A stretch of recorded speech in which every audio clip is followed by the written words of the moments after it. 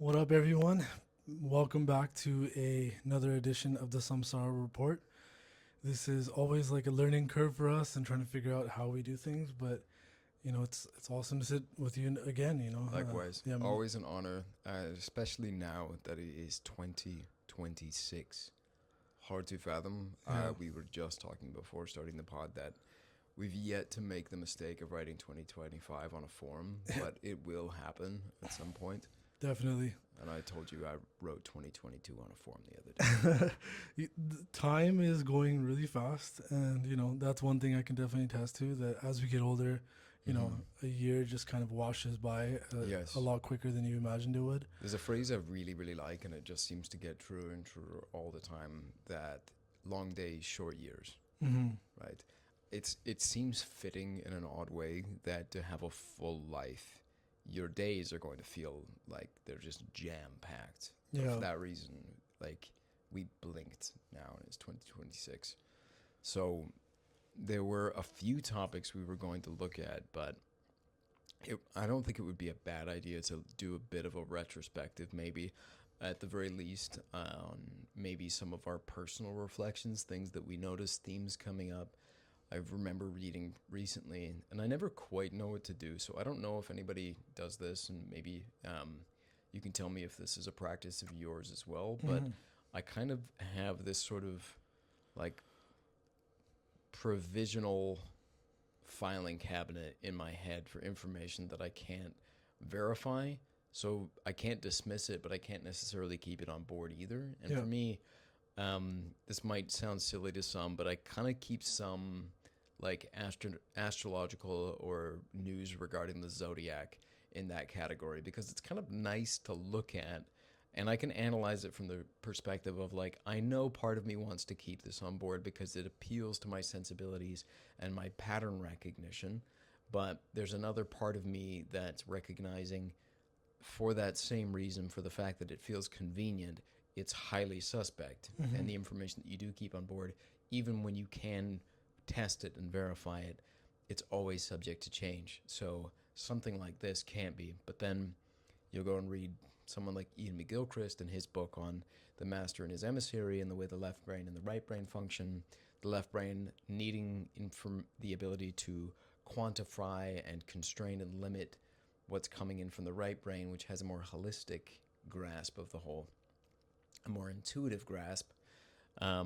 Then you can start to also see, well, even if something feels intuitive and it's not easily verifiable, that doesn't necessarily mean you should dismiss it. So, anyways, all of that to say, that's why I have got this filing cabinet for Yeah. this information. And one of those recently was regarding the previous 5 years, starting in 2019. So that'd be 6 years technically, up to 2025. Was the like basically the age of the snake, the year of the snake, Yeah. years of the snake. In the Which Chinese calendar? Or? yeah, Yeah. yeah, and this notion that during this time, a lot is coming to the surface and a lot is being sloughed off.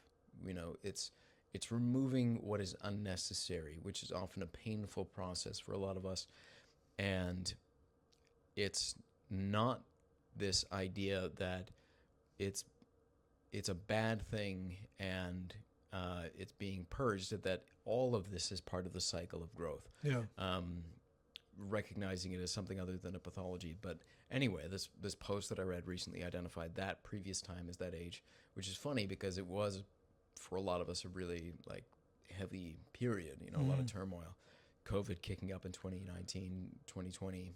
Um, and everything kind of feeling as chaotic as it did afterwards.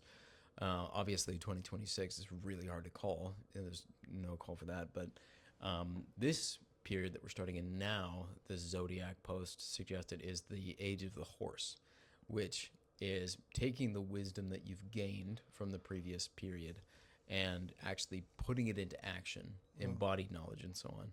So it's supposed to be a better period. Um, Yeah, I it's would hard like for to think so, but go ahead. sorry, it's hard for me to discern whether like it's just based on where we are in our lives or if Mm-hmm. COVID itself was kind of a time catalyst in a way. Mm-hmm. In terms of like the time from 2019, that window that you were saying till now, Mm-hmm. it moved really fast. Yeah, a blink. Right. And so now trying to integrate that, like you said, is a challenge because, so much of it just seems like a blur, right? Mm-hmm. And so I think, trying to actually decipher, like, if that's just something that is kind of like a sign of us growing up and getting older, or if it's an actual shift in the timeline for all of humanity. That's something that I'm trying to discern at the moment. Yeah. But yeah, the age of the horse, though. Age of the horse. Apparently, I am a horse in the Chinese zodiac. A metal horse, even. Have you heard my horse impression? Have you ever? Yeah, I believe I have actually. Right, that's It's pretty good. You ever get horses responding? I have. Really? They have responded to me. I don't know what they're saying. Yeah. Did you ever watch that video of the cat? By the way, this girl goes like meow meow to the cat, and the cat goes meow meow. Like it sits up, and it's like you can understand me. I think I see it on Daily Dose. But yeah. Exactly. It's made its rounds. I've always had that desire to be able to kind of semi-communicate with animals. I think I told you about the owl incident that I had.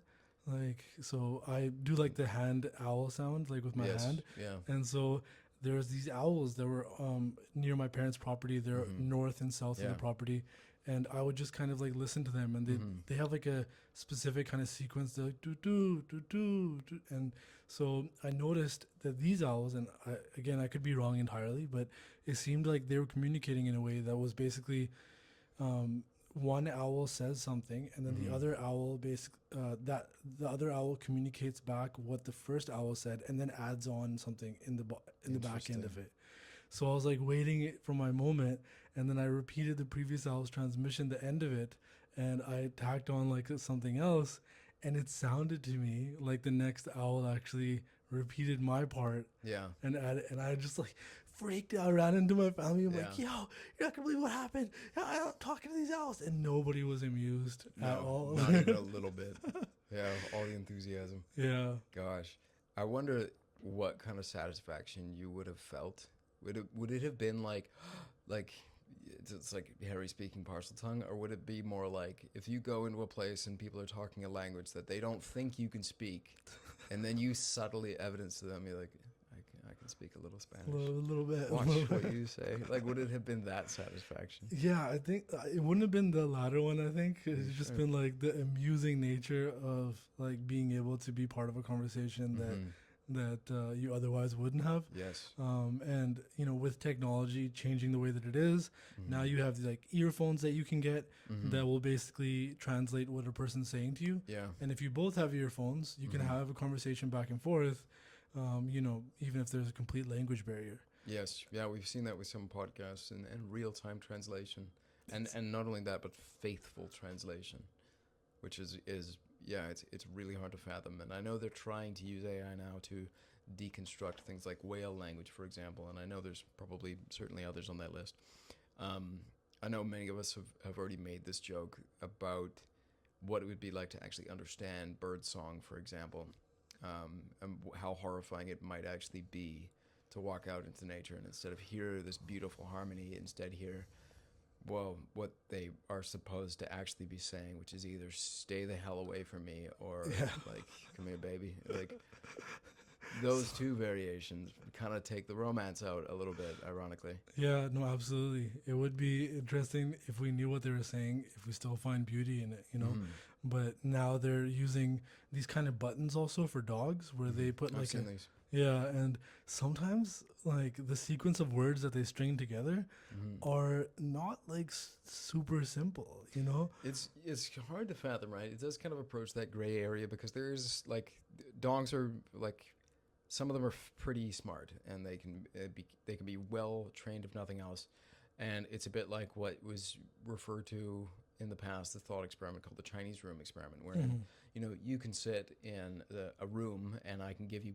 very careful instructions such that you know how to respond using the correct Chinese symbols to a Chinese sentence that you've been trained to respond to in that way, and you can very easily give the impression to somebody who's not privy to the fact that you've only just been trained, you don't actually have a knowledge of the language, that you understand Chinese.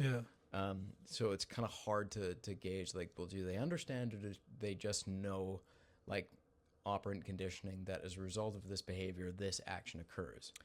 That's likely the case, you know, just with how, you know, Yeah, I we've took kind the of seen. fun out of that one, didn't I? No, definitely. No, I did, and I did think that too. Was that, you know, they're really good at picking up on responses to specific cues or specific things, and that's something I've been observing in our dog Shadu a lot.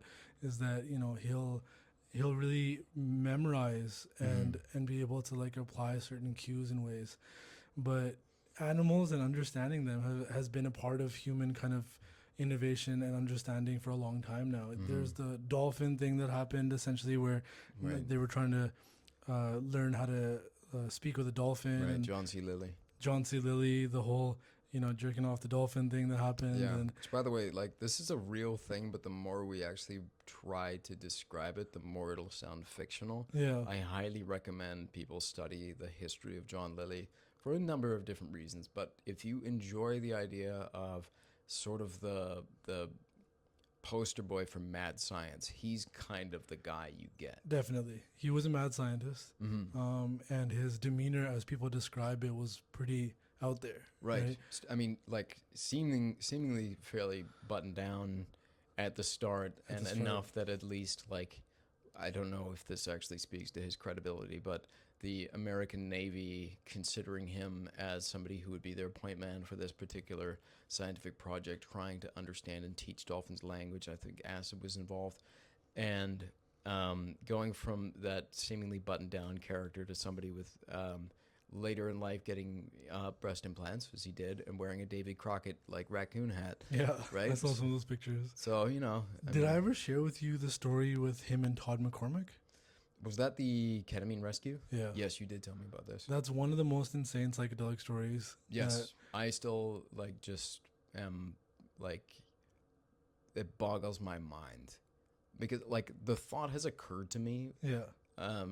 while trip sitting about that notion, but About the objectivity of the experience kind of thing, or just the possibility that you're not going to use the means by which you imagine you could with a let's say sober mind yeah. to be able to reach somebody, but rather like going further in and drawing on, I don't know what you would call it, let's say expanded capacities for telepathy or empathy or compassion, and using that to assist somebody who is drowning in the water that you're swimming in effectively. That's another instance where it gives me that messiah complex feeling, because the individual that the experience happened with is somebody that I had on my Facebook friends group through like the cannabis community, and I got to confirm it with him. I got to message him and ask him about the story and if the details were true as they were told by I think it was by Joe Rogan on a podcast. And he's like, yeah, that's actually how it happened. Wow. Right? Should I just summarize it Yeah, real by all quick? means. Yeah. So basically, you know, Todd McCormick is a cannabis activist that was based out of California. And the way that I'm actually tied into him, so I used to work and produce for the BC Compassion Club Society in Vancouver.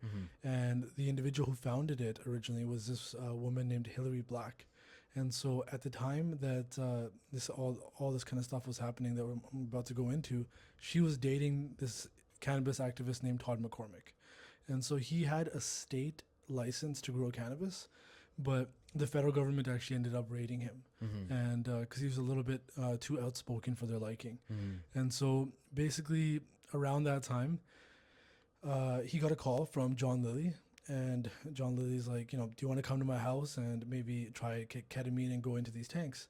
And so Todd's like, when am I going to get this chance? So he decides to go over, and he gets to his house, and John's like, come into the back room, you know, come into this back area. I have some tanks set up. And this is at a time when sensory deprivation tanks were not prominent. Right. He essentially invented them. As far as I know. Yeah. Right. And maybe there was other forms of them. Yeah, right. This sort of ideas tend to develop along the same lines. You're right. I actually don't know if he was the inventor, but he's at least one of the popularizers. Exactly. Right. Yeah. And so they go into this back room, and there was a few tanks. As I remember, the stories of like 3 or 4 tanks that were kind of prepared, and they're basically soundproof. Light doesn't get in or out. Obviously, the other senses are also kind of accounted for with the temperature of the water being what it is, the same temperature as the surface of the skin. So you don't necessarily feel the temperature difference with the water. And then the introduction of Epsom salts to kind of keep you floating and not hitting the side of the tank.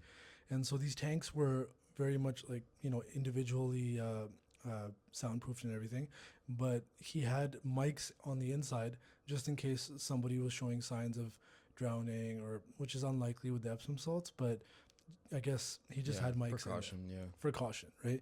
And so he had headphones set up to listen to anybody that was in the tanks. And so he asks Todd McCormick, this cannabis activist, do you want to jump into this tank? And Todd's like, yeah, let's do this. And he's like, usually before I go in, I take a specific dose of ketamine. And so he gives Todd, I believe, intramuscular some ketamine, and Todd jumps into the tank.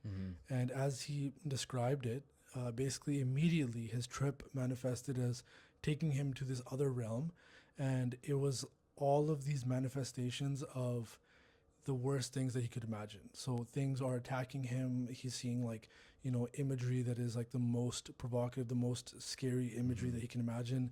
And so it's a nightmare. And so he's having this huge nightmare kind of trip, and he starts screaming right away. He's screaming at the top of his lungs. And even though they're soundproof, John Lilly has this headphone set up, and he hears this. So he takes ketamine intramuscular, jumps into another tank, completely separated, travels to the psychedelic plane where Todd is currently situated at, and then finds him and rips him out of this nightmare realm and brings him back to reality. And the way that Todd described it was that this, like, I think, as far as I remember the story, that this ball of light kind of came into this reality and just grabbed his ethereal being or whatever kind of form that he took in this reality and just ripped him out, right? So that is one of the experiences and one of the stories that I tell people to kind of describe the nature of psychedelics as I see them, which is that, generally people describe psychedelics as your brain is being flooded with these chemicals and it's trying to kind of make sense of this alternative perspective. Right. And so it's, kind of making connections in the way that it does, which is often based off of preconceived notions. So people imagine that majority of the experience is subjective and there might be a tiny layer of objectivity. Right. But my imagination of it is that the majority of it is objective and there's this tiny kind of layer of subjectivity that exists. It's sort of like the notion of our current experience of reality maybe, but that we can at least communicate using language. So, I mean, your blue might not be my blue, but we can at least discuss it as such. Yeah. Yeah. And that also, hearing this story, you try to kind of imagine how this reality as we see it, obviously we're limited by our senses and by the range of frequency, for example, that our ears hear, or the kind of range of colors that we see. Yeah. And so there is potentially like an entire universe that we're not seeing around us. Right. And that's what I love about that story, and it's so interesting to me. And the description you just gave of what most of us might imagine the psychedelic realm to be, that is usually, I mean, depending on the community that you're in, the sort of understanding that you have, that might be the majority. The idea that you're hallucinating. It's a highly, if not totally, subjective experience. It's a cocktail of chemicals that are firing at different rates in your brain, and if there is any substance to it, it's not what information you might be gleaning from it, but rather it's your brain functioning on some level to do a kind of post hoc rationalization of what you're seeing, such that you can make sense of it, because the brain abhors mystery, unknown, and chaos. Right. But that's what we do right now. Our brain is awash in too much noise, and most of what it's doing is actually limiting what we can experience on a conscious level and giving us a story that we can tell ourselves to be able to navigate. And we might notice this, to go back to our example of COVID. That was before people knew what was happening, when it had just popped off. people recognized not only just as a result of the stress that was going on, because it was an enormous amount of stress, this great big unknown that was potentially lethal to you, to your loved ones. But more than that, we lost the kind of predictability that came with reality. There wasn't a shared consensus yet. So a lot of us had to do like thinking on overtime, essentially, to be able to arrive at a conclusion to allow us to be able to respond, because you didn't just have the threat posed by this illness.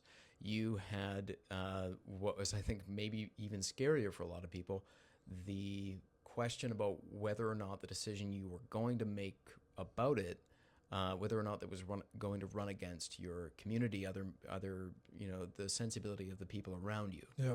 We didn't know yet. There was a lot of social pressure. A huge amount of social pressure, which in some ways was like just as immediate of a threat in some sense. So like in those instances, you can recognize what the brain is trying to do. And we take for granted often that it's post hoc rationalizing most of what's going on. What's interesting about psychedelics to me, about the kind of subjectivity issue, at least with some and at certain rates and doses in certain settings, you can see the decrease in activity of what we think of now as, it's called the default mode network. So essentially, this is being talked about quite often now in neuroscientific circles and also psychedelics. But it's the series of brain structures that people believe are responsible for sort of your constant inner dialogue. Yeah. So it's made up of various facets of your experience, your memory, your emotions, your spatial awareness, intelligence. And some people don't actually have an inner dialogue. Like their default mode network doesn't actually function properly, right? That is, just as a quick aside, that is one of my favorite questions to ask people, is like, how do you experience yourself? Do you, in your mind, is it like a harmony of voices? Is it one voice? Is it many? Is it a dialogue? Where do you feel yourself to be? Are you these voices? Do you feel yourself to be apart from them? In what way? Anyway, so this default mode network is running your inner dialogue, and essentially what at least one of the functions seems to be is running simulations for challenges that you have yet to find solutions for. And that explains, at least in part, the sort of low-grade anxiety that most people are experiencing on a regular basis. You know, that argument you're replaying in your mind, or the what if this happens at work tomorrow? What if my partner does this? How am I going to respond to that? All of that, the default mode network, in some sense, this is where people derive the sense of ego from. It's not pride, it's not the need to be the center of all things. It's just the constant reading back to you of your direct experience that you can't shut off for the life of you, referenced through the prism of all your prior experiences. Yeah. You know, in some sense, that's a more subtle definition of ego. But that's where they, at least in terms of neural activity, they think this is situated. And when it comes to psychedelic experiences, in some instances, that area shows like little to no activity. With certain psychedelics, right? Right. Yeah. Tryptamines, typically like heavy doses of mushrooms or LSD or DMT. So the idea that it's all a post hoc rationalization, if that area is not functioning, then it does beg the question of what part of you is experiencing this. Yeah. Now, Sam Harris made a really good point with respect to his, I think it was in his book, Waking Up. He was looking at spiritual experiences, near-death experiences, psychedelic experiences. And I thought he made a strong argument, which was this idea that you, even if there is something to this, all the information that we have drawn is shared by people who occupy our current state of mind. That's the state of mind in which we understand one another. So it will eternally essentially have that kind of stink on it, unfortunately. So back to the whole provisional filing cabinet thing. I can't fully like put that on board or not, but it is interesting to note that with some psychedelics, there's at least that challenge to the subjectivity. Yeah. That ego piece is essentially offline. Yeah, and you know, it has served, like the default mode network has served as a way of kind of providing threat analysis for a long time. Right. And like that's a really good point, because it's not, there's no function as far as I can tell that's like a stupid malevolent function in the brain. Like the brain doesn't typically, every one of its functions and decisions, if you can call it that, is born out of that very punishing evolutionary calculus, where if it didn't serve a function, that didn't get its genes passed on to the next being. Yeah. So what it is this like hard wrought piece of software that's been essentially defined by genocide. Yeah. Well, genocide sounds like it requires human agency, but just like mass death. Yeah. So that's how it's come to be. So it's not flippant in the decisions that any of these like components make. Yeah. But yeah, I love that story about John C. Lilly for that reason, and I would love to imagine a more like developed society wherein maybe you wouldn't even need this just for psychedelics. Maybe it would occur on a spiritual level, but the idea of extending search and rescue into like the psychedelic or astral plane. Cool. Yeah, right. And obviously we've talked a lot about just Project Looking Glass and the implications of some of the MK Ultra experiments. But yeah, I think that this curiosity towards that has been around for quite some time, and it has been something that the governments have tried to weaponize in their own way, right? But understanding how humans are connected, that's another part of human history that, as far as how we imagine innovation and how humans have kind of come to understanding reality as we see it, we often imagine that society, rather than being, a steady incline from being cave dwelling kind of nomadic groups, banging rocks together, that we kind of actually may have hit multiple peaks and valleys.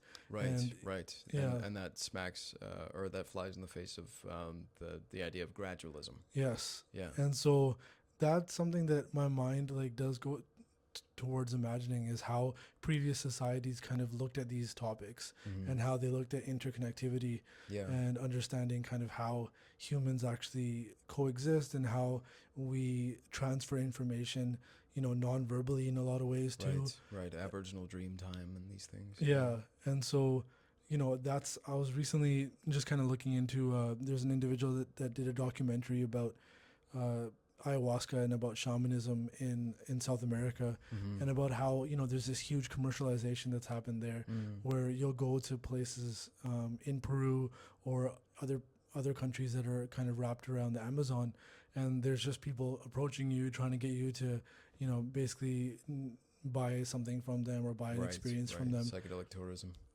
tourism, right? And so he kind of went and talked about some of the tribes that were originally kind of associated with ayahuasca and with these traditions, and seeing just like how they connect with each other and how they have a sense of community. I'm curious, when you had your experiences, was it dark or did they have lights on? No, pitch black. Pitch black. Yeah. And that seems to be a key part of the experience. Yeah. I mean, there's a few reasons for it, but with some other, like they suggest this sometimes with mushrooms, the heroic dose, right? And silent darkness is the Terence McKenna line. Yeah. You're supposed to reduce any external stimuli because the journey is supposed to be inwardly focused. Wow. That's at least one of the features. Wow. Yeah, and so just kind of seeing how they actually have this sense of community, and how, and this is something that you described to me with your experiences too, just how much weight the actual mediator or shaman has in their actions, in their intentionality. And so seeing that like there's a clear kind of leader in that experience. In our communities now, we have political leaders, we have, but a lot of the times in the West, there's not as much like kind of spiritual or religious leadership, unless it's like in a church. Yeah, right? we've kind of, I don't yet know what it would look like. I think in some sense, like we get quite skittish around terms like spirituality, even as it's a kind of deviation from something like religious. Yeah. But if it were represented as wisdom, it's almost like it's a little more palatable. Yeah. But I've been trying to think about that one too, and understand how it is that we've gotten to this particular place. And I don't think it's dissimilar from the way I described the brain's formation in a lot of ways, in that there is a kind of crude pragmatism to the way all of these things form, the kind of incentives guiding politicians. Yeah. The fact that, like, even if it's just slightly more inconvenient to prioritize ethics or your conscience in decision making, that makes, I mean, if it puts you at a disadvantage relative to your competitor, then over time we're going to see the positions are going to be favored by or held by people more often who can jettison those things, or at least appear like they're going to be ethical even when they're not going to be. Yeah. And that's kind of what this practice is over time, and that's something you can get without malice. You can get there with pragmatism. The result's not great still, but I've, at least in thinking about it that way, it's helped me to kind of orient myself a little bit differently. And I know this is a bit of a tangent shift, but I did want to touch on too how that relates to reflection, but also sort of about how this has maybe also led to this current kind of AI boom that we're seeing now. It's a similar, I think, drive towards what is the most advantageous that's pushing this, because even if you don't necessarily see a personal benefit, you recognize that you can't afford to be left out of the race. Yeah. And so you start to invest in this sort of thing, just to not be left behind. And so that's what's driving this. But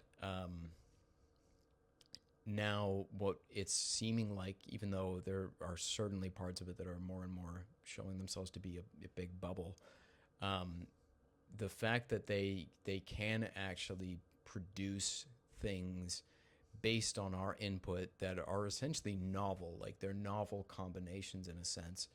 I follow something on Instagram, just as a little example, called Deja Vu, I think it is. And it's like an AI based channel specifically to taking like nostalgic, like cartoons and movies and like running them to make them look real, or running them such that they look like they are like, I don't know, Shrek in like an 80s movie motif, or like Cyberpunk Ninja Turtles or something like that. Like, it's crossing genres and it's making it look like it's bringing it to life in a different way. And I'm just fascinated by it as just novelty by itself. Yeah.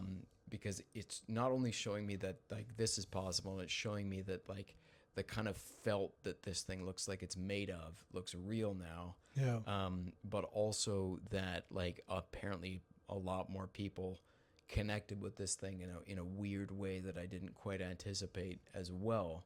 It's weird feeling that, but as it goes further and further, we had talked about just before starting the podcast about the possibility that as a result of the collection of all of this data and the using of that data to be able to coordinate and create things, that it's possible we're basically going to get to a stage where we're showing each other all of the contents of each other's psyche without barrier, without boundary. Everyone's on full display, and what that might look like, the sheer horror, disgust, and shame that's going to befall everyone when this fully manifests. And this is a possibility. It's not probably going to unfold exactly like that, but that's one of the things we'd kind of talked about.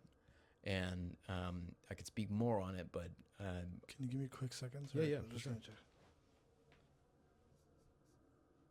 Still good? Yeah. Cool. Yeah. So, we were talking about that just before the podcast, right? And that was interesting, just kind of seeing where we feel that the future of things might move. But yeah, the shame aspect of it, I think, is a real fear element for a lot of people. You know, they try to imagine that if everything of theirs was kind of put out there, and you know, humans, I think we like to hide an element of ourselves, right? Yeah, there's definite utility to ignorance in that sense, like strategic ignorance. Yeah. Right? Like, you can't think all things all the time.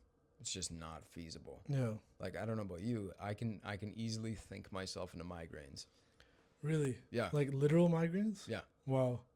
And like this Is that just over computation, or is it like? yeah, yeah. Well, it feels like a lot of people describe headaches as being like storms. That's what it feels like. Okay. It's this like if this then that chain that never stops and gets faster and faster. Do you also still get stuck in just the what if sequence of thoughts, like where you're like, Yeah. what if I had done this in the past? What if I had specific knowledge at a time in the past when I could have really used it? It could have. There are those, but I would say they kind of like it's definitely changed my relationship to those things. Yeah. Because there's like peaks where it's if I recognize an instance where it would have been a crazy advantage, then it's like, yeah, like that it would have been really nice to have known this. But like over time and with conscious effort and meditation, I've gotten better at being like, but the current moment is what it is. That's awesome. It's really hard to do that, and I'm not saying it's easy at all. And there's a lot of work that goes into sometimes wresting my mind away from, like, if you invest in Apple stock, you would like one of those things. That kind of stuff, literally, as stupid as it sounds and It's as real, childish, though. it comes up, right? And literally stocks related stuff, right? It's the reason the mind grasps it is not it's not flippant. Like Bitcoin stuff, right? Right. And you're just like, why am I? But now I think I apply like such a currency to my thoughts these days, and I'm like, look, I have this much time in my day to actually sit, and I still have a processing period in my day.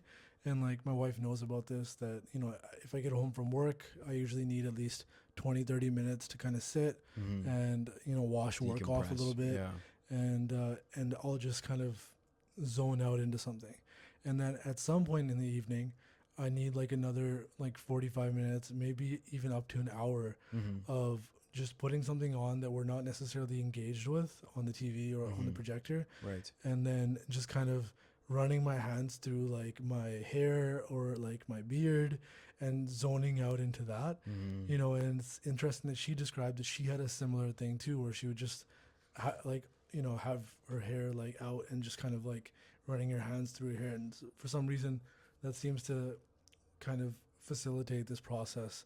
And so that, you know, is something that I always do end up needing, is just time to kind of, and so when I look at like, you know, how much time I have in a day to do that type of processing, you know, I no longer want to spend that time towards just useless thoughts. Right. Which is it's a major victory, I think, just to get to that stage where you're cognizant of where you're putting your mind and your thoughts, because it's so easy. Just like, it's a horrifying thought, I think, just to wonder what it would be like if you went your entire life without checking that. Yeah. And recognizing you have some autonomy here. Yes, there are many instances where monkey mind is going to do its thing, but with conscious control, the benefits are insane. Yeah.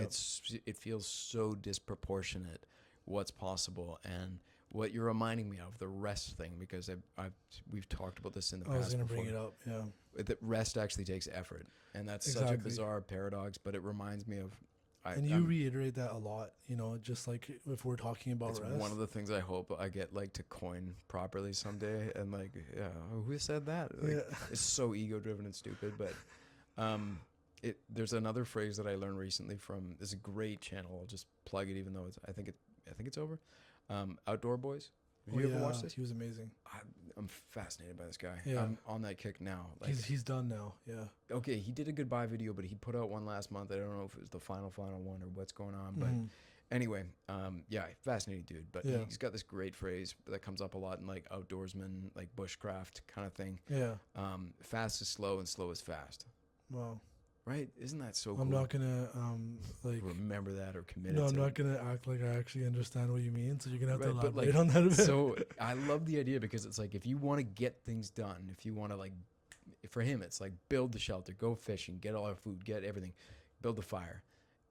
If you try to rush any of those things, you're going to create so many mistakes that you're going to have to go back and solve every one of them. Yeah. And the very thing that you tried to do is now you've created all this work for yourself, essentially. Absolutely. So I've been trying to use that mentality when it comes to resting properly. Wow. Which does feel really counterintuitive for somebody who's go. But for me, it's absolutely essential, even as it feels self-indulgent and luxurious, to stop and breathe. Yeah. It's so important. And There were so many things I wanted to talk about here, going back to the AI piece, but just for the sake of shifting and making sure we have time, because there'll always be time for those. I might still try to stay in that for a second. If Yeah, you're I would here. like to too, because I think it relates to the reflections on the previous year, Yeah. because that was a big one for me. The rest component was a bigger piece, but another one was recognizing the distinction between the facets of life that you can actually affect by your effort, Yeah. and then the aspects of life that just happen to you. That really, if there is any effort expended in those areas, it's in allowing it to happen. And there's a few examples that you can imagine. Healing in some senses like this, like you can't keep bothering an open wound and expect it to heal. Mm-hmm. Sleeping is another one of these. You have to set the conditions, but there's no will involved in like forcing yourself to sleep, Yeah. unless you, I don't know, you're taking a run at a wall. But that obviously doesn't work. But another one of these examples to me was the story of the Buddha, which obviously, I mean, it could be apocryphal, who knows, but just as a thought, even after his huge foray into all of these different ascetic practices, Mm-hmm. sleeping on beds of nails, according to the stories, eating sometimes only what fit inside of a thumbnail on a given day. There's the starving Buddha image, all of these. Even after all of these reflective meditative practices, he doesn't attain enlightenment. At the point of enlightenment, it's actually, according to the story, the result of his opening to the meeting with the goddess, essentially. Yeah.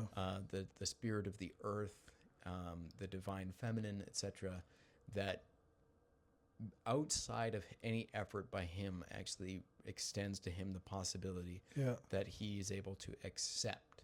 So it's this idea that yes, there's a time and a place for effort, absolutely, in life, but there are so many facets of this too that you can only ever hope to get out of the way of these things, Mm-hmm. right? And that to me, just like I mentioned with healing, like I'm bad at accepting help, I'm bad at accepting love, Yeah. and this year I've really had to work on those things. Luckily, it hasn't been like a life or death struggle, but there's certainly been instances just in imagining these that it's this recognition that life doesn't have to be this like this clenched fist motion. Absolutely. Hard scrabble. You do this, you strike out on your own, which is a enormously silly thought because like we're integrated into a community already. We have functional infrastructure that's only possible with cooperation, however compartmentalized. Yeah. So like tacitly you're accepting help everywhere you go. Yeah. But I mean, on a more personal level, that's something that you do have to let in. You have to let your guard down for, etc. But Absolutely. that's just one of mine, but I'm very curious to hear about yours. Yeah, I've been also just working on intentional movement. It sounds like so simple, and just you see people that don't necessarily move with an intention. Yeah, just imagining you doing the robot in the kitchen. This Yeah. is your intentional movement. But people bang into stuff all the time, and right. they'll just be like, kind of like, they'll bang into something because they're not aware how their arm is moving or whatever. Yeah, that's crazy to watch. Yeah, but when I if I'm at work or if I'm anywhere, like I'm aware how far back I'm sliding my chair, like so that it's not like hitting something that's in my office, or when I'm walking up the stairs, before I reach the stairs, I have my key such that I can easily kind of open the door with whatever else is in my hand. Yeah. And so that intentionality becomes kind of a meditative practice in itself. Yes, yeah. And obviously meditative level like movement or meditative level thought and action, that's something that we're striving for. Right. But on the way to there, like you said, consciously resting, consciously, like I'm kind of mentioning now, consciously moving, these things can actually allow you to move in that direction, right? And in society now, there's kind of so much around us that we're constantly maneuvering through. And so there is a lot of opportunities to kind of dial things in. Yeah, which is another cool thing. And that's like, I'd be interested to hear if this is one of your themes. I love the idea of an intentional movement too. And I've noticed in certain instances when I can really get into it, practicing like walking meditation, that it does begin to feel like a dance, like Yeah. just like the way you described, Yeah. stepping in such a way that your key is ready. You have that smooth motion and moving. You know Exactly. precisely where to step. The pressure that you heal is like, I love doing those kinds of things. And what I love about it most is that you notice when your mind is focused on that, it's not focused on all the other nonsense. You are fully present. Your situational awareness is tuned up so that you can navigate around people. I know this is a pet peeve for me, and I know it's a pet peeve for other people, but like, you'll go into a grocery store and there are some people, God love them, that they're alone. They're alone in their world. Yeah. And they stand in the middle of the aisle, or Yeah. they park their cart across the aisle. It's just insane to me. The grocery store is a great place to test this. Yes, and it's another chance to practice patience, obviously. Absolutely. Yeah. Absolutely. Like, Not that I always succeed. but I've seen when people will try to hold the door open for somebody, just the way that they like situate their body or that they're standing. They stand in the way. Yeah, there's a standing in the way. So, you know, You might as well not have done any of that. yeah, exactly. Yeah. And so the other day, like I was at a gas station, and this was I think the day that I met like a mutual friend, and just the way that I kind of shifted my body to be able to like grab the door and open it so that somebody could pass through, like hold the door open for them. The individual that was like walking towards the door, they kind of like took a pause and like, what does he do? And then it like clicked, oh, okay, he's trying to give me like the best way to like walk through.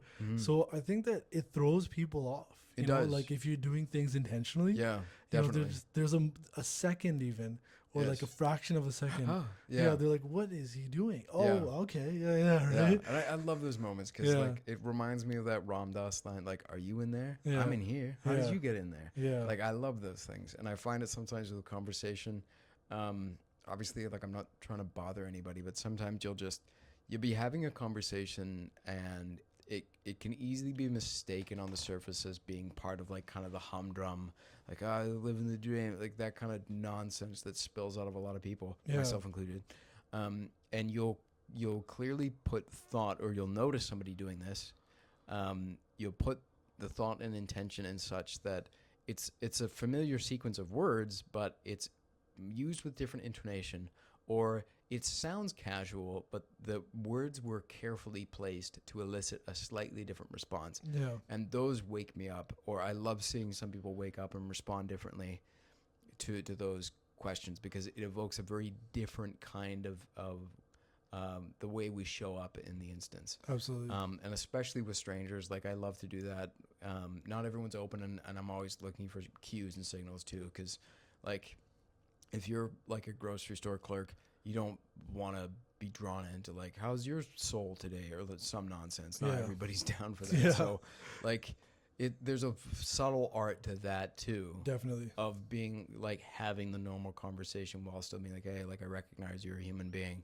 You're not like, the funniest things to me are sometimes, like, I do love asking everyone this, like, in a profession that I haven't done or haven't done in a while. I'm always curious, like, what do you wish the public knew about your position that they don't seem to? And what I like customer service, like, I hear so often, it's something like that we don't control the prices. Like, that tells me that there's people out there that are badgering like your cashiers, like they set the prices, and it, like, I'm not laughing at their pain, but I'm just laughing at the idea. Yeah.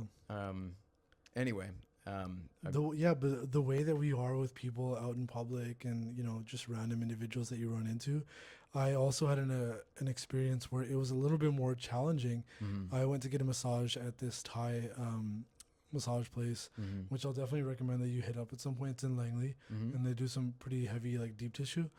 And so, face down in the massage, like, you know, table, and basically just trying to kind of talk to this masseuse to like make the time go by, you know, less kind of slowly and stuff. It's and an act of courtesy, essentially. You're trying, that's your intention. yeah, and she gave me a compliment in that moment, was like, hey, like, you're actually like really charming, like, you know, like, she's like, and then she's like, when I saw you walk in, I was a little bit intimidated just by like your turban and stuff, and like thinking that you might be somebody that just kind of came like fresh from out of country kind of thing. She was opening up quite a bit, right? And That's so pretty forward conversation. absolutely, right? Yeah. But she's like, you're actually really easy to talk to and stuff. And I gave myself a pat on the back for the fact that, you know, even though I wasn't able to pick up on those social cues that you talked about, I wasn't able to like watch for micro expressions Yeah, or because you're anything. face down. Yeah. Yeah, like, and I was just kind of gauging based off of intonation and that kind of thing. And the conversation went really well. And obviously, I'm picking up on like what you're finding awkward and stuff. And it's like, yeah, there's You're actually really charming for us. yeah, yeah, and there was a bit of that, but it's like, Yeah, it was sounds like it was sweet. Like she was genuinely trying to be sweet. yeah, and I deal with this stuff, right? Yeah. Like just having, you know, the turban, having the You're actually style. well composed. For Yeah. a brown. Like, that's what you I do. thought you were gonna be a complete dickhead, and you're like, oh, that Oh. stuff happens, right? Yeah, gosh. But it's, you know, Which is funny because I get the opposite. Like, oh, I thought you'd be smarter. Like, actually, I've dealt with this. Yeah. like people. Oh, interesting. Yeah. Interesting. That's. I'm thinking about what you actually put yourself out as to elicit that type of response. But We can get into this. It's definitely like goes in hand in hand with like the people pleasing and like not knowing about like a certain subject but not wanting to appear stupid. yeah, Like people haven't directly been like, I thought you'd be smarter. Like I can see on their face. yeah, you can see it in the words. I can imagine it and believe that they held that thought. That's hilarious. Anyways, sorry, go on. You had this lovely interaction. Yeah, and that was just, you know, it was an interesting kind of just pat on the back that she gave me and was like, you know, this, and she ended up giving me an extra 5 minutes, just to like finish up the massage and like actually like hit some spots that she didn't have time to, based on the interaction. She's like, yo, you were really easy, and this time went by so quickly. And so, you know, dealing with anybody out in the public, out in the quote unquote real world, it serves as a moment to potentially, you know, be a moment to like kind of challenge yourself and see like how you deal with things. And, you know, I try to look out for people that you can tell like life is just kind of hitting them really hard. You know, they might be carrying a bunch of stuff and you offer to kind of help them carry something, or they might just look like they had a really long day at work and they're coming home at that window. And I try to just like give them a little levity, like give them like crack a joke about something and just kind of see how that goes over with them. Yeah, because like you've had instances where like that person is going through it and it lands. Yeah. Oh, It's so good. yeah. It's so good. Even in a short window. I love doing this with anybody. Yeah. And it's so amazing when it happens to you too. But just that instance where somebody, like maybe they don't verbally say it to you, but like I needed that. 100%. Oh. One of my friends, Ravi, like you know, he was really good at this from a young age. And I was always a little bit more shut off to people, like in grocery stores, like we mentioned, or anywhere in public. And I would just not always be kind of as forward with my interactions. Right. But he'd be standing in a lineup, like, you know, for a cashier, and somebody would be behind him and he'd crack a joke, often at my expense. He's like, how about my friend over here? Like, you know, look at his slacks. You're miles inside of your head and you have to wake up to that. Yeah. And so like that forced me to kind of challenge my own behavior in those moments. Yeah. And I give him a lot of credit. Like he helped me grow in that vein, right? Yeah. That's And cool. so nowadays when I'm out, I just try to take moments, because I know like just the way that society is, if you randomly throw out a rock, like throw out a chance to kind of do something kind of humorous to somebody, more often than not, like an individual is dealing with something, right? And they're out there in the real world and they're just kind of like had something happen in their day that's kind of thrown them off, or their week or their month. And like you said, just to give them that little moment, that opportunity to just kind of like, you know, laugh at something or have a shared experience. Yeah. And it's such a precious thing to do. And I think it's so delicate to be able to get to the place to do that, because to me, the art of it requires that you be in the position where it's a throwaway line for you. You're not relying on any feedback from this.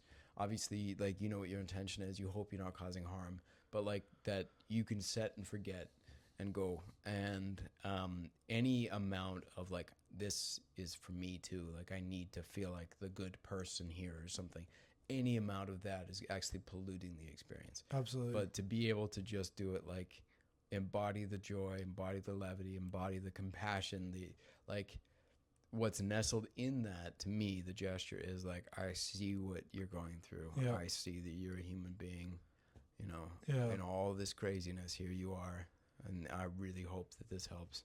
I often end up using this opportunity where there's a kid in the equation. Like parents will be taking their kid like in an elevator or something, and I know like parents are they're dealing with the responsibilities of raising a kid and have their own life stuff going on. So I'll just do something silly with the kid, make my water drop sound or do like a bird call or do whatever, and it'll elicit a response from the kid, and the kid will be like all happy and kind of like smiling. And then you just see that whether it's because their kid is in like a little moment of happiness or it's that they're just also amused by it themselves, you'll see the reaction also kind of take hold on the parents. Right. And so that has been something that living in these apartments that we do now, you know, that's something that comes up is like you'll have parents just kind of walking with their kids and I'll just do something silly, you know, do a voice, do a Kermit the Frog voice, do Mickey the Mouse, right? And they're just like, and the kids react. And so that also made me think, you know, it's weird that we're always willing to kind of do something like that with kids, like these silly moments. But with adults, we're just like, oh, they're probably dealing with something we don't necessarily It's too want. heavy, yeah, because there is like there's like I said, there's an art to it, and I've definitely messed it up too. Can you think of an example at all? Definitely, yeah. I think I'm right to the service. No, I was at a grocery store, and like this sweet older gentleman like kind of sidled up next to me. I was like, I can never find the cheese, and I said like I was miles inside of my head, so that was my problem. Like I wasn't being conscious. I was way inside of my head dealing with something. I forget what it was. Yeah. Might have listened to a podcast, nonsense.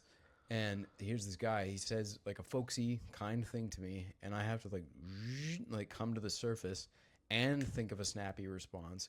And it was something like, I think they move it to keep us on our toes or like something. And he just kind of like looked at me and walked away.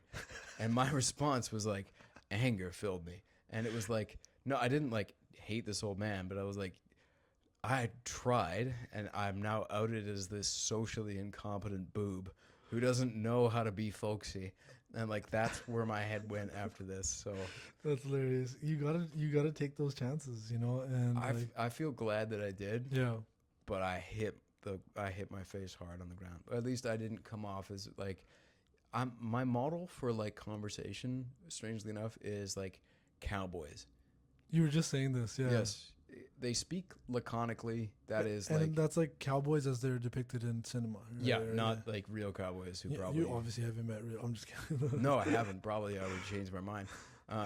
No, but like even in like Cormac McCarthy novels, yeah, where he's often speaking about like ranchers and cowpokes and people living in sort of southern United States, Texas, Mexico area. Yeah.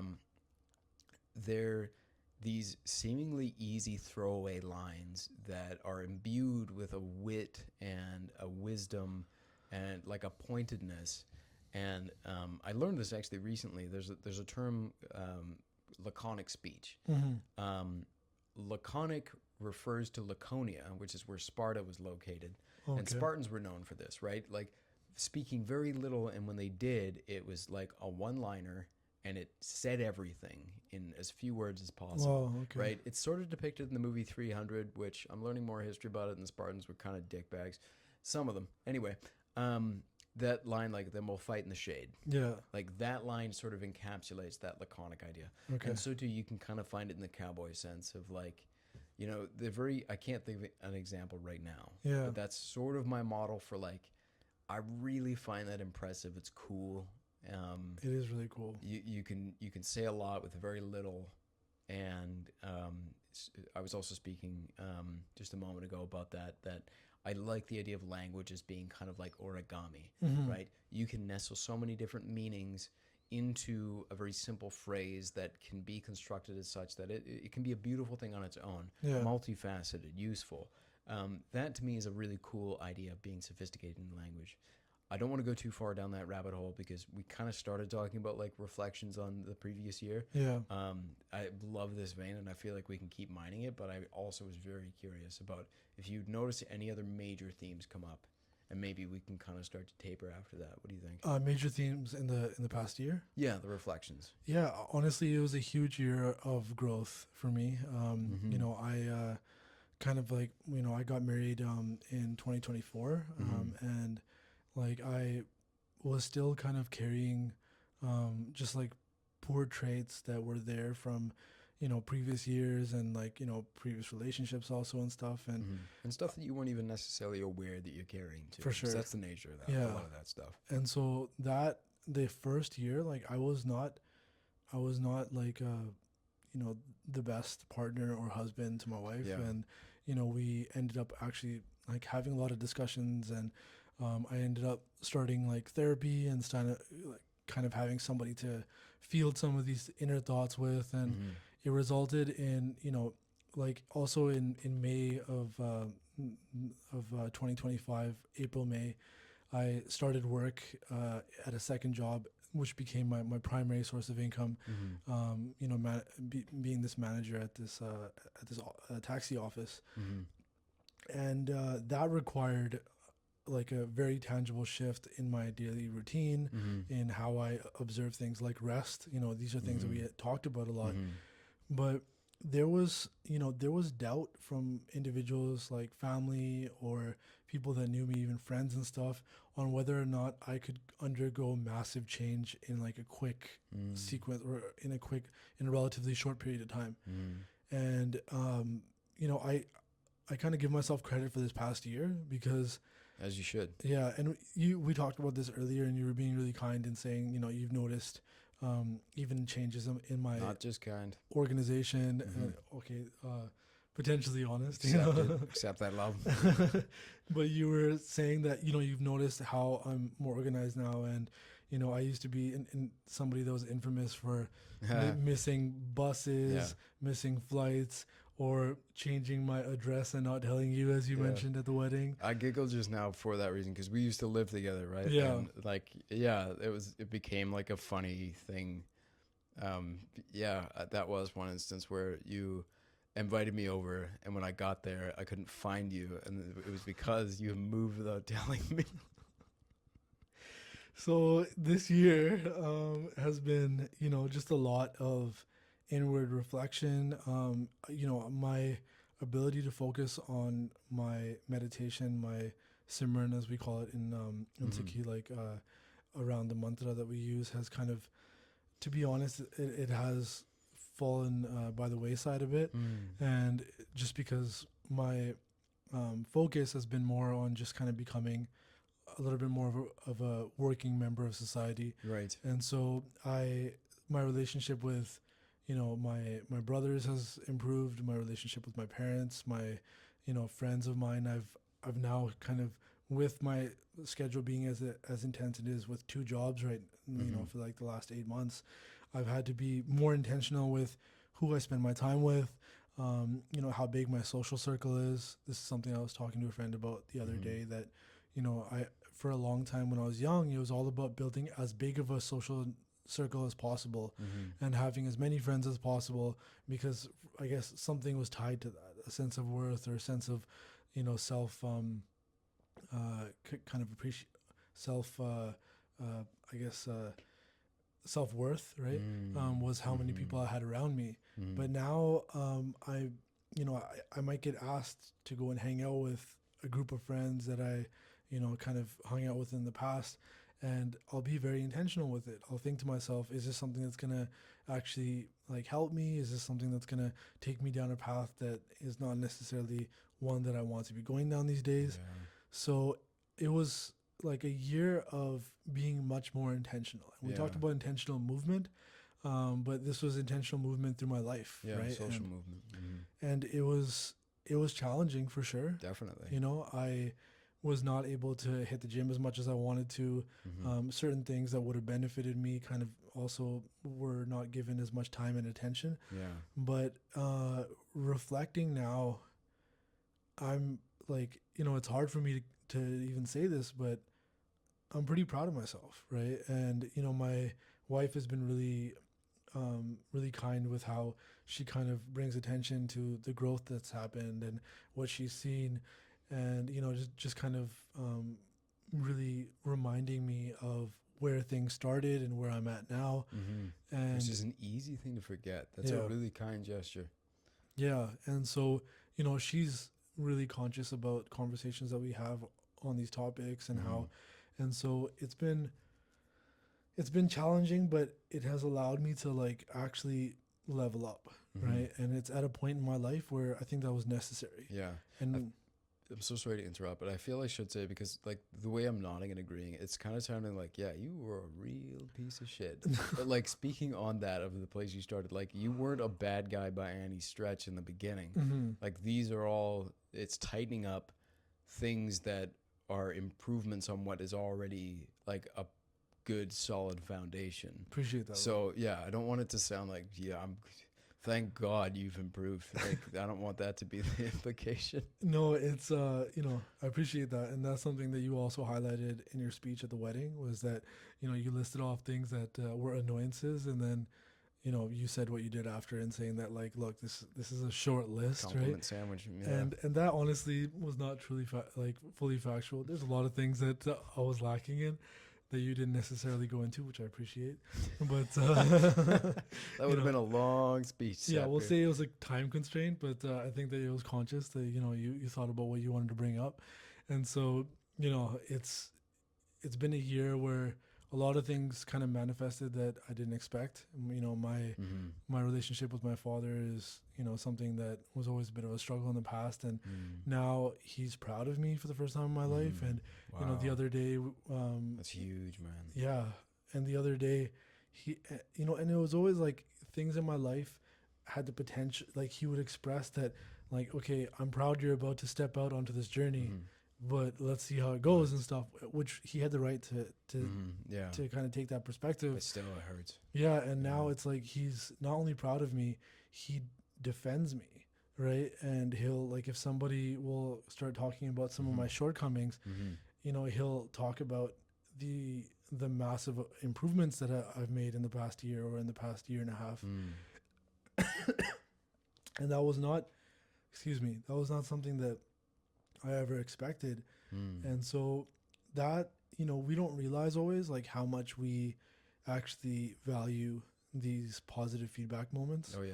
And hearing that from him and having that positive feedback from him has been really amazing. Yeah, and being able to let that in. Yeah, right. And so it's been something that, you know, has been amazing. And now the kind of hope is that in this coming year, in 2026, that I can put more time towards meditation, towards what I deem to be the most central part of my life, right? And that's something that I think that I'm in a better place now to actually put time towards it. You know, this room serves as the spare room in our apartment, and it's used for recordings, but I also now use it for, you know, you need a little bit of a side room to go to meditate. I find your bedroom is kind of your resting place, and you'll often find that if you try to meditate there, your mind will more quickly kind of transition towards restfulness and sleep, and you'll fall asleep while trying to meditate. Absolutely. And then if you're kind of in your family room or in the room that, you know, you might have a TV, your mind knows that's like a place where you go to have distraction or to have entertainment, what have you. And so having this second room has been a blessing, and I want to use it more for not just for the podcast but for meditation. And so that was a really, really long explanation for my that's what it's about, man. That's exactly the answer I wanted. And that's there's so many things to commend you on for that, because a lot of it does take a pretty significant amount of effort, not least of which letting in the positive feedback that you're getting. Even as, because you've told me a little bit more, obviously the listeners don't really know much about your relationship with your father, but like that's been a lot of conscious effort on your part, and even allowing that positive feedback in is pretty significant as well.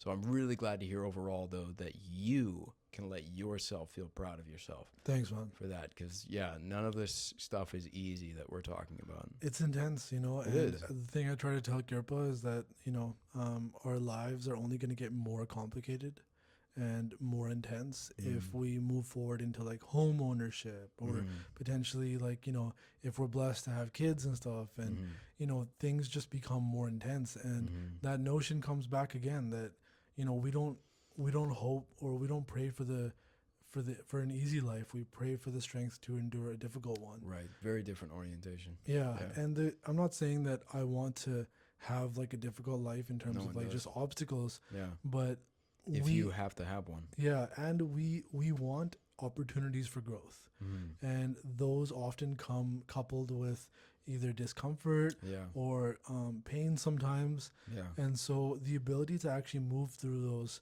and not lose your kind of standing or your mind, and to then ultimately grow from it, these are the things that we hope for, right? Yeah. Agreed. And so, but yeah, apologies for kind of the long-winded explanation. No, man, love it. I'm really interested to hear about how you've gone through these and what themes emerged, because they often tell me about the themes that emerge in my own. Can I turn it to you now? Or? Yeah, sure. That reminds me of what I've been doing, and I thought this could be kind of a transition towards the end of the podcast. But one of the themes that was emerging for me was the need and the effort to switch my orientation from recognizing problems as such, but rather recognizing them all as opportunities. Just as you mentioned now with we can't hope for easy lives if it should be difficult. Hopefully we have the strength to be able to endure them. You know, Yeah. Bruce Lee. It wasn't as though like I had like of all the challenges in the world, mine maybe don't compare, but nor do I think they should be comparable. They really aren't. There's no way, and there's no tree doesn't bear any fruit really. But you know, a lot of pressure in terms of applying to different schools for grad school.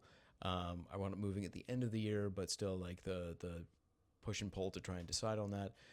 The work that I'm in right now can be fairly challenging. It's not necessarily something that I imagine myself doing for the rest of my life. Yeah. I work in the mental health field, and I work specifically, like our organization gets funding in accordance with a number of cases that they elect to take on, but also the complexity of the cases that they take on. So in terms of the nonprofits oriented towards outreach and service and mental health, ours has a disproportionately higher amount of cases and complex cases.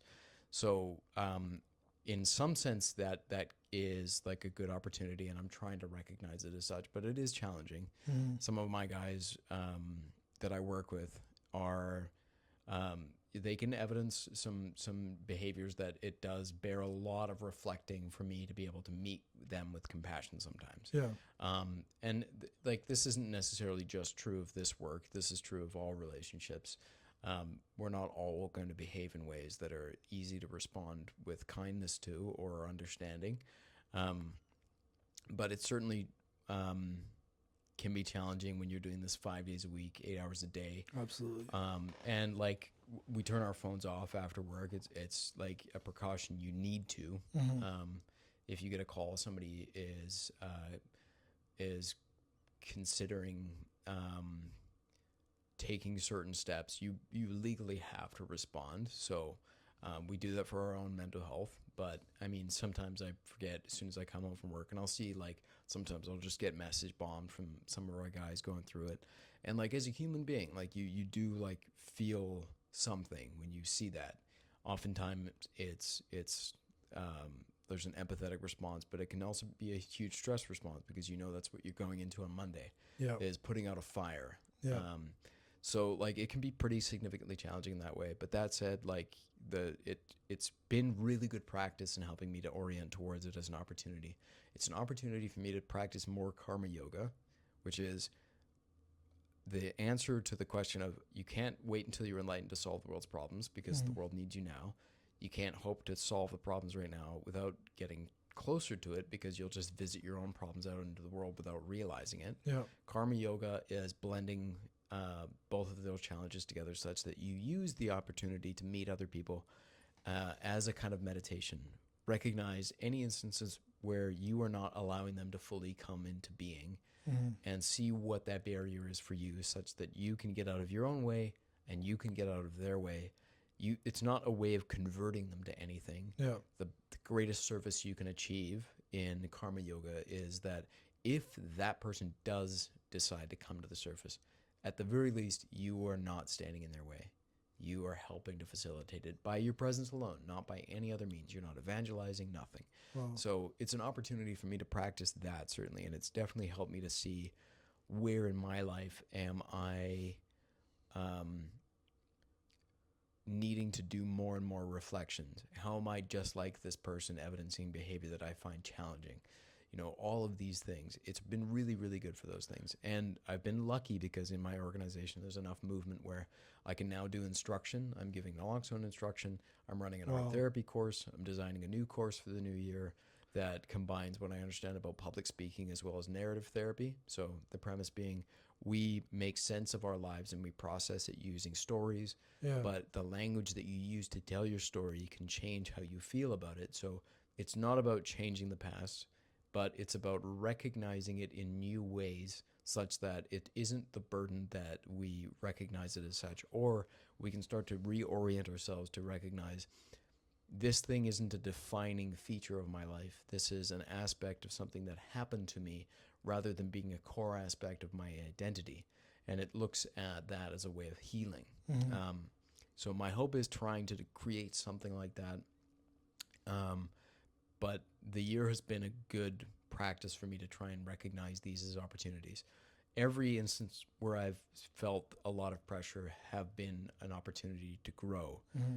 Even if I don't succeed, it's an opportunity to practice gratitude just for having the awareness to see it as such. So that has been my big reflection throughout the year. And it's going to be ongoing because there's certainly going to be challenges ahead that are going to take a lot of work for me to see as opportunities.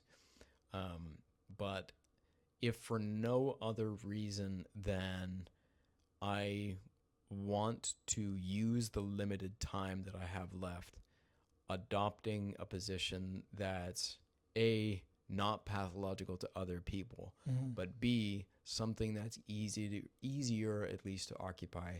That's why I would like to practice this. Wow. So obviously I have hopes for it that I'm able to do a lot more with it, but strict pragmatism alone, that's sort of where I can stand and stay.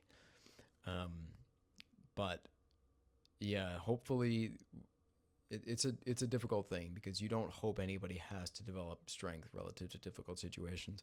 We hope that the new year doesn't visit anybody with calamities. Yeah. We also know that life is not like that. Life is difficult.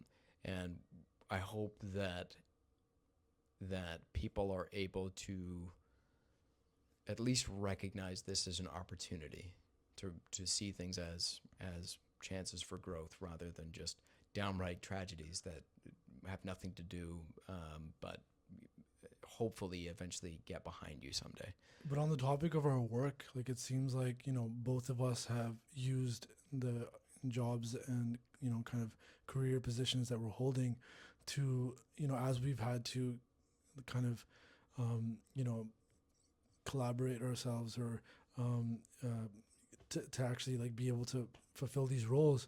I spoke about how my job has kind of caused me to have to grow in certain ways, but your work, like, dealing with people that have mental health and providing support for them in the various different ways, I've definitely seen that it has changed, how you kind of maneuver through life.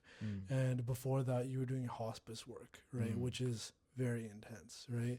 And so seeing that, it's been really awesome to just kind of see how you've made adjustments and how, like day to day when I meet you, it's been really cool just to see how, how you've been able to kind of adapt yourself and how you like are pretty conscious about how your resting period or your resting time is spent, and it's yeah. I can definitely say from my perspective that it's been awesome seeing how that has kind of stimulated growth in you, right? So That's really cool. no, so really like big up like to what you've done, and like hopefully we get more opportunities like this to continue growing in our fields. Yeah, inshallah. Yeah, man, and like thanks for sharing that That too. means Like, God willing. yeah, thanks for sharing that, like all that about this year, and I feel like we could definitely revisit just more that you've experienced in Yeah. in 2025. And I would love to hear more about your reflections as well. By the way, when I said inshallah, and that means God willing, I'm not. I know you know that. I was more saying it for the listeners. I hope I that's didn't come definitely across as a assumed. douchebag. Be like that means. But thank you, man. It means a lot to hear you say that, and it's funny because even as we've just been talking about this, it's still hard to like. It still kind of catches you off guard a little bit when somebody else notices Yeah. like the work you've done. But thank you very much, man. It means a lot to hear you say that. It's sometimes hard for me to believe that the changes have taken place. Often just because you're sitting behind your own eyes and you don't necessarily see the changes. Yeah.